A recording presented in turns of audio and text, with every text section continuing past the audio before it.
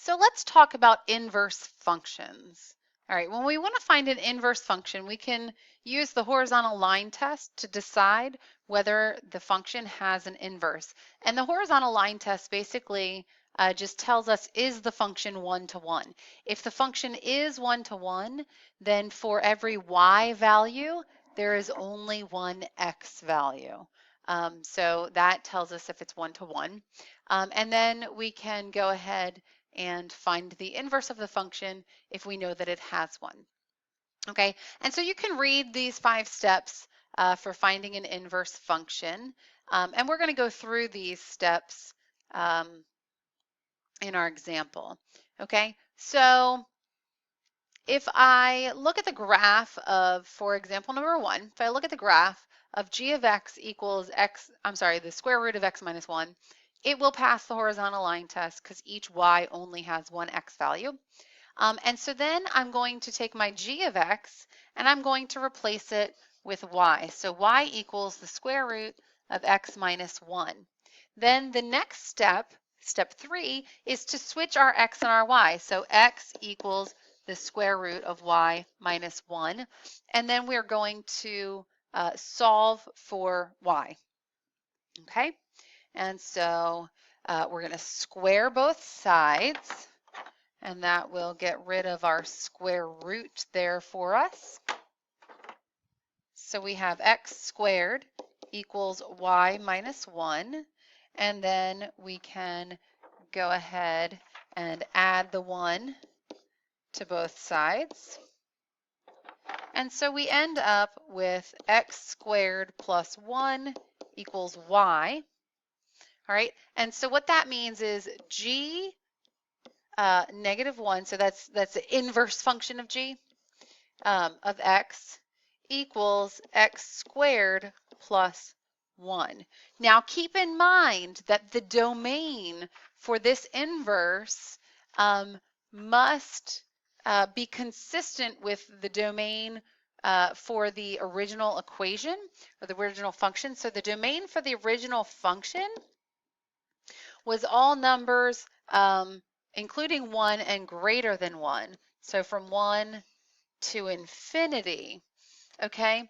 And so the domain for this function is actually going to be from 0 to infinity. And we'll talk about why that is in just a minute. When we look at the graphs, that will really help you to see why the domain is from 0 to infinity. Okay? All right, so let's take a look at the graph. All right, and so I'm going to say, all right, g of x was the square root of x minus 1. So I'm going to graph that. And if I plug in some values, I know I can't have anything less than 1. So if I plug in 1, I end up with 0. So I have the point 1, 0. If I plug in 2, I get the point 2, 1, right? And I could create a table of values here if I want. That might make it easier when I'm looking at the graph. So if I plug in 1, I get 0. I plug in 2, I get 1. I'm going to skip 3 and 4 because those give me decimals. And I'm going to go over to 5 because if I plug in 5, I get 5 minus 1, which is 4, and the square root of 4 is 2. So that just is a little bit easier to graph. So, and so my graph is going to look something like this, and you can check it out on a calculator. And now we're going to graph the inverse function, okay? And keep in mind that negative 1 is not an exponent. It is denoting the inverse function. And so that is x squared plus 1. And so when I plug in 0, I get 1. And I can make a table of values for that one as well.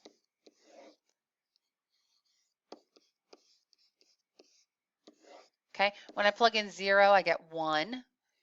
When I plug in 1, I get 2. When I plug in 2, I get 5. So let's graph those.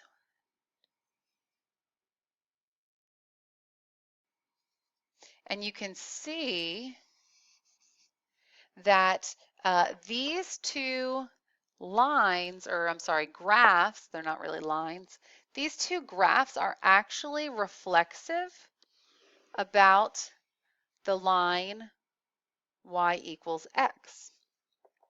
Okay, so if you reflect the graph of the function over the line y equals x, then you will get the graph of the inverse. And this is why how you can see that the domain for the inverse function goes from 0, that should have a bracket because it includes the 0, goes from 0 to infinity, where the original function went from 1 to infinity. All right, now let's take a look at the table of values. Okay, so we want to verify that these inverses, that these are inverses numerically. And actually, we'll take a look at this on the calculator in class. All right, and now we're going to take a look at the last step, verify that they are inverses of each other algebraically. And so if I look at g -1 of g of x, okay, we get our inverse function, which is x squared plus 1, and we're plugging in our original function into that, okay? And so then when we square that square root of x minus 1, we just get x minus 1 plus 1, and so the ones cancel out. Oops. So the ones cancel out to give you x.